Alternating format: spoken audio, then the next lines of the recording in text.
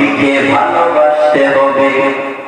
কেমন ভালোবাসা রে বাবা, নবীর সাহাবী, কেমন সাহাবী, নবীকে কেমন ভালোবাসতে হবে রে বাবা। নবীকে নিজের চাইতেও জীবনের চাইতেও বেশি ভালোবাসতে হবে। নবীকে ভালোবাসার নামই হচ্ছে ঈমান। সুবহানাল্লাহ। জীবন দিয়া হলেও জীবনের চাইতে বেশি আপনার সন্তান সন্ততির চাইতেও বেশি ভালোবাসতে হবে। বরং আপনার মা বাবার চাইতেও বেশি ভালোবাসতে হবে। নবীকে ভালোবাসতেন এক সাহাবী, ওই সাহাবীর নাম হচ্ছে হযরতে কাতাদা। হযরতে কাতাদা রাদিয়াল্লাহু তাআলা হতে বর্ণিত, যুদ্ধের ময়দানে আমার দয়াল নবীর উপরে তীরের আঘাত লাগে।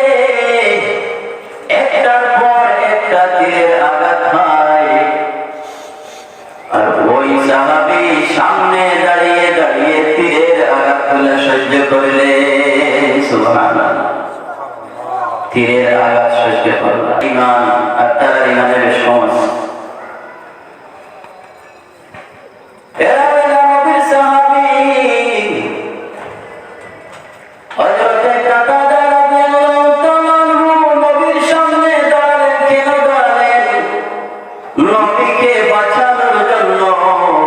ওই সাহাবী এত ভালোবাসে আমার নবীকে, আমার নবীকে কয়, ও আমার দয়াল নবী গো, আপনারে এক মুহূর্ত না দেখলে আমি থাকতে পারি না।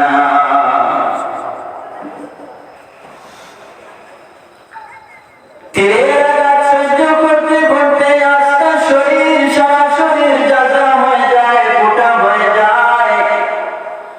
বরং সারা শরীর তো ভয় ভয়, চক্ষু পর্যন্ত ফোঁটা হয়ে যায়, চক্ষুর কুটলিটা পর্যন্ত বের হয়ে যায়। কেমন ভালোবাসা রে বাবা। ওই সাহাবী যেই সময় চক্ষু বের হয়ে যায়, আমার নবী কুল কায়নাতের নবী, উম্মতের কান্ডারি নবী, নবীদের নবী মুহাম্মদ পাক সাল্লাল্লাহু আলাইহি ওয়াসাল্লামের পাশে আসলেন। আয়েশা বলেন, ইয়া রাসূলুল্লাহ, ইয়া হাবিবাল্লাহ, নবী গো,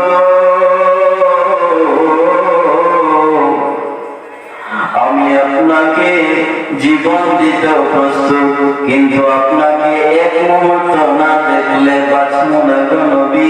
এখন আমার শরীর যাত্রা হয়ে যাও, কিন্তু আমার যে চক্ষু দুইটা বের হয়ে গেছে, এখন আমি কিভাবে আপনাকে দেখব? আমার দয়াল নবী, মায়ের নবী সাহাবীদের সাহাবীকে ডাক দিয়ে আনলেন, ও সাহাবী আসো, আমার বুকে আসো। জড়িয়ে ধরে চোখের পুতলা দুইটা আমার জায়গা মতো লাগাইয়া দিলা, লাগাইয়া দিয়া মুখের লালা মোবারক লাগাইলা। লাগানোর সাথে সাথে সাহাবীর চক্ষু ভালো হইয়া যায়। কেমন নবী রে বাবা, এই নবীর পাওয়ার দিয়েছেন কে? আমার আল্লাহ। চক্ষু পুতলা দুইটা ভালো হয়ে যায়, আবার চেয়েও ভালো হয়ে গেছে। সাহাবী বলেন, ইয়া রাসূলুল্লাহ, ইয়া হাবিবাল্লাহ, নবী গো, আমি তো এখন আপনাকে দেখতে পাই। কেমন দেখতে পাই? সুবহানাল্লাহ।